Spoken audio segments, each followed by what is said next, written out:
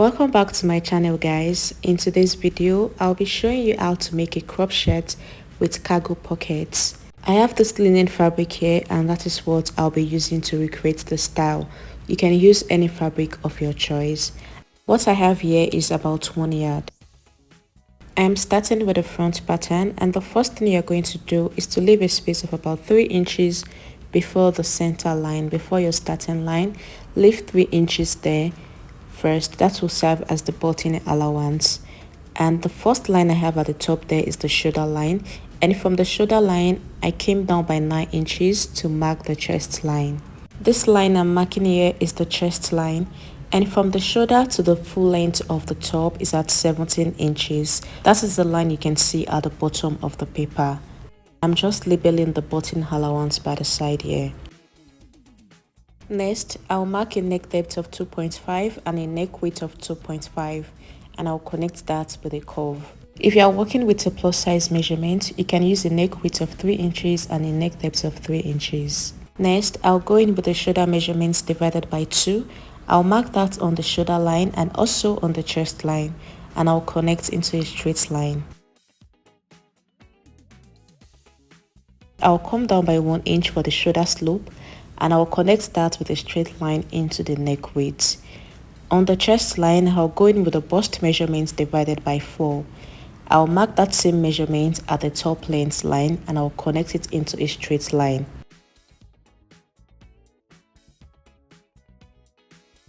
From the shoulder slope, I'll divide what I have left into 2 and get the midpoint. At the midpoint, I'll go in by 0.75 and I'll connect the 3 points together to form the armhole.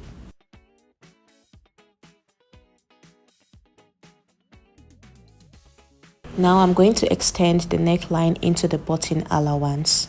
So I'm just going to mark that into the button allowance and just divide it into 3. We are going to be folding 1 inch 2 times. That is the extent of the 3 inches I left there.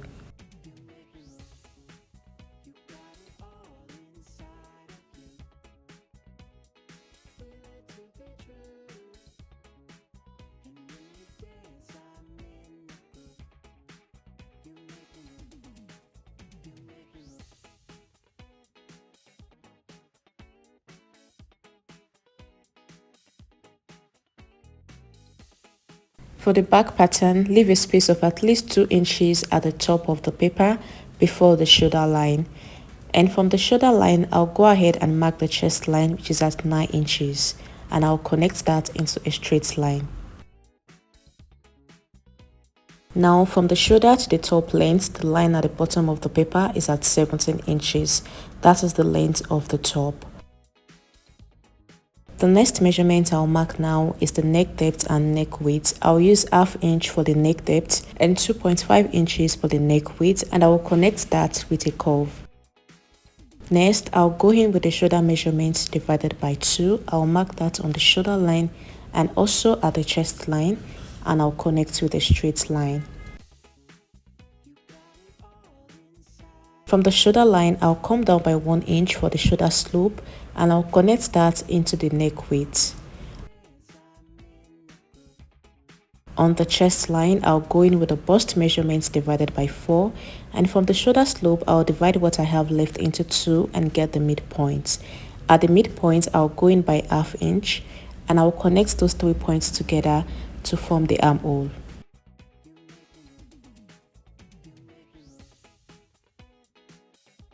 At the bottom of the paper, I'll mark the bust measurements divided by 4. The same measurement I have at the top, I'm just going to connect that into a straight line. This is a shirt, so from the neck point there, I am going to extend it by 2 inches. So mark it from the neck point and also on this side and connect that into a straight line. I'll come in with my curve now and connect it back into the neckline. And also, I'll connect with my ruler at the armhole point. That is all on the back pattern. I'll cut it out now.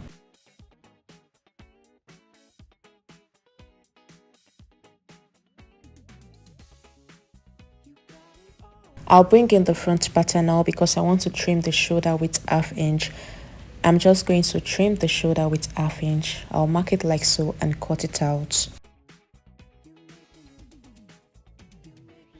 I'll place both patterns together so that you can see what we are going to have at the end of the day. The back is going to fold to the front.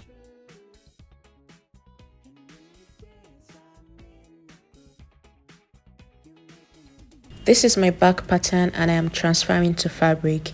I added 1 inch allowance at the bottom, 1 inch allowance at the side, and for the other parts I added 1/2 inch allowance.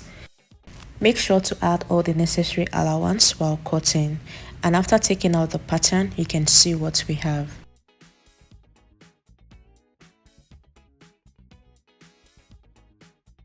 This is my front pattern and my fabric is folded into 2. I added 1 inch allowance at the bottom and at the side. Also for the other parts I added 1/2 inch.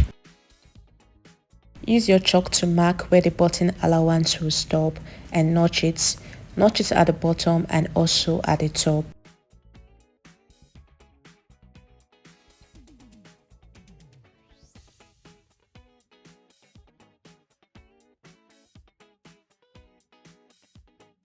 The first thing I am going to do to these front pieces is to fold in the button allowance. You are going to fold twice like you see me doing. Make sure that your folding stops at the point you notched at the bottom and at the top. So you're just going to fold it twice like so and run a stitch on it. I'll do the same thing to the other side also.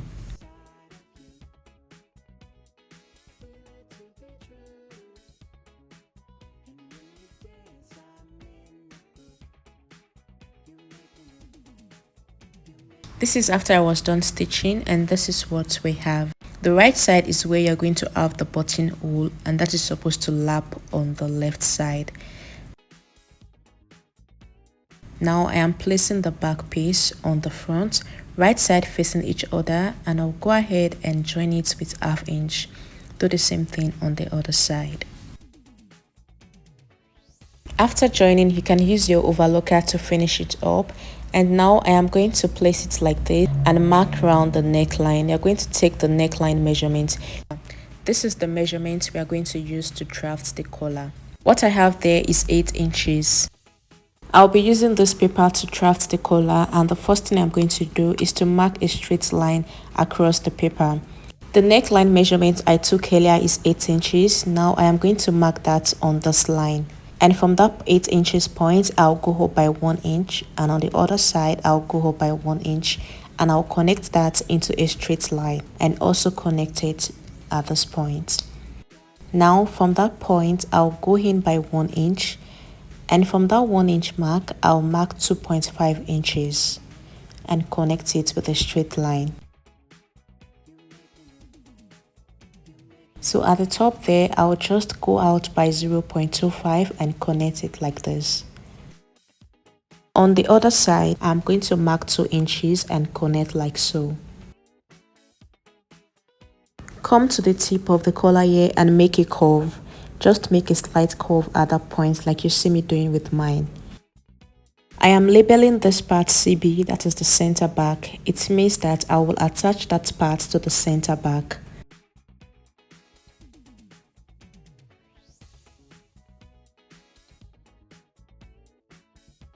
I have transferred my collar to fabric, and you can see that I added 1/2 inch allowance all around the pattern. And I cut 2 pieces out. This other piece will serve as the lining, and I added interfacing, a soft interfacing to it. So please add interfacing to one side of your collar. On the piece I added the interfacing, I am going to fold 1/2 inch inwards. Press 1/2 inch inwards with the iron like you see me doing, and after pressing, I'll go ahead and run a stitch on the 1/2 inch. I am done running the stitch now, so I'm going to place the 2 collar pieces on each other, right side facing each other, and I'll go ahead and stitch all around the collar. This is after I was done stitching, and you're going to notch all the sharp points you have on the collar. All the corners, please notch it and trim out any excess you have there.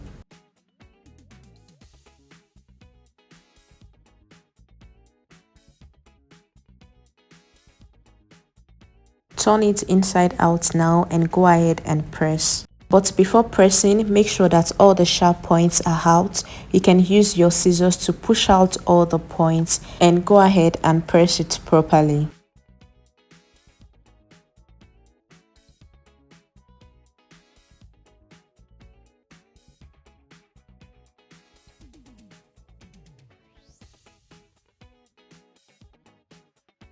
I am done pressing it here, and the next step is to attach it to the shirt. Now take the center back of the shirt and notch it, and also take the collar and notch the center back also. And you are going to match both points together, pin it down, and also pin the collar around the neckline. Make sure that the right side of the collar is facing the right side of the shirt.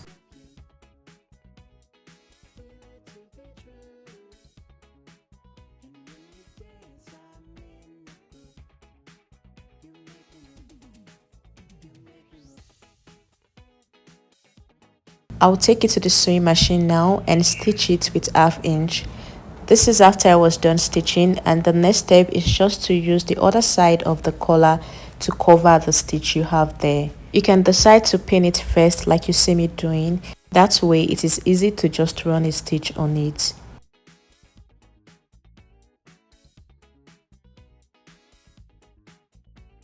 After stitching the collar, this is what we have. You can see how nice it is looking. The next step is to work on the sleeve.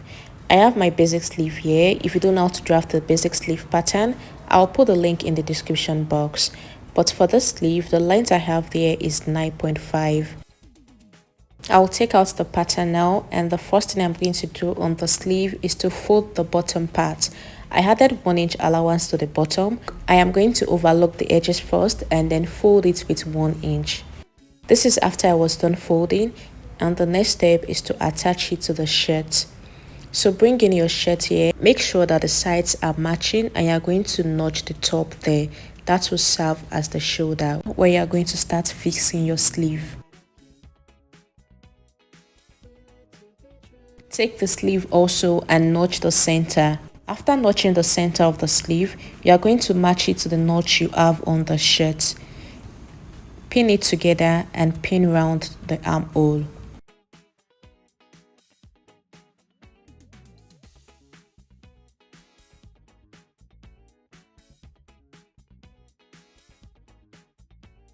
I'll take it to the sewing machine now and use 1/2 inch to join it together. After stitching, this is what we have. Now take it together like this and go ahead and join the sides together. Match the points where you have joining on both sides together. And for the sleeve opening, I will use 8 inches for my sleeve opening. This is a shirt. The sleeve opening doesn't have to be fitted. My actual round sleeve measurements divided by 2 is 7 inches. I am adding 1 inch extra. And for the side, I added 1 inch allowance. I am only going to use 1/2 inch to join it because it is a shirt and it has to be free. After stitching the sides, I went ahead to fold the hem with 1/2 inch. I am going to set it aside now so that we can work on the pockets. I cut out 4 pieces of fabric for the pocket, 2 on each side. For the measurement of the pieces I cut out, I have 13 inches in length and 8 inches in width. Fold one piece into 2. From the center, you are going to mark 1 inch inwards. From the center, mark 1 inch all the way down. And you are going to run a stitch on that 1 inch mark. Do the same thing for the other piece. After running that stitch, you are going to press it, and this is what you should have after pressing. This is exactly what you should have after pressing, and look at what the wrong side is looking like.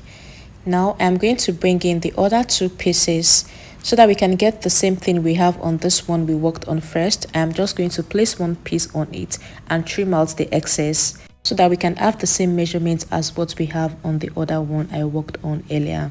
I'll take it to the sewing machine and fold the top part. I can decide to fold it twice or overlock it first and fold it once. Whichever one works better for you, just go ahead and fold the top. Do the same for the other 3 pieces.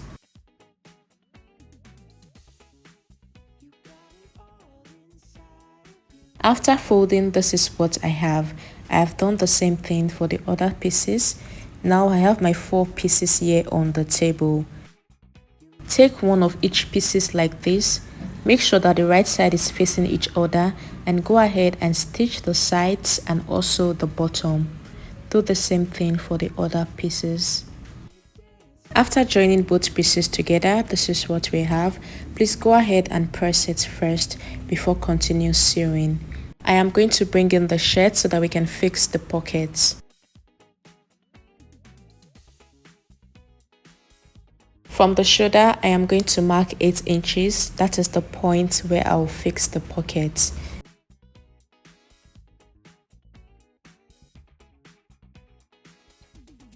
Place the button allowance on each other, and from the side you are going to mark 2 inches. 2 inches is not constant. You can do 1 inch or 1.5 inches. This is just to leave a space before the center where the pocket will start from. You can do 1 inch or even 1.5 inches or 2 inches like I'm doing here. So after marking the distance, you're just going to use your pin to secure your pocket together like this. Make sure that you're securing it on only the front part of the shirt.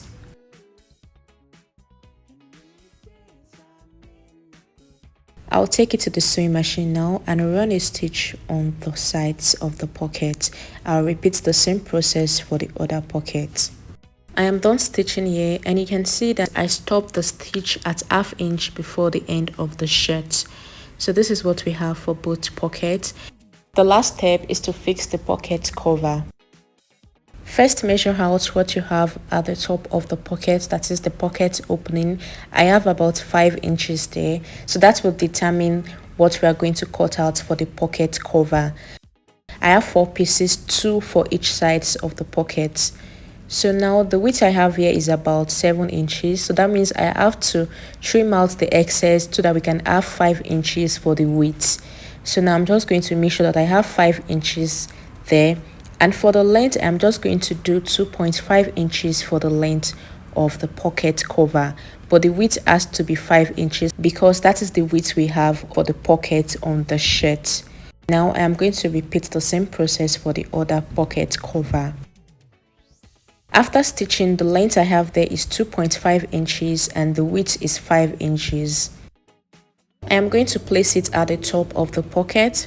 Make sure that the right side is facing each other. Run a stitch on it to secure it down. And after running that stitch on it, you are going to top stitch on the pocket cover. Do the same thing for the other side.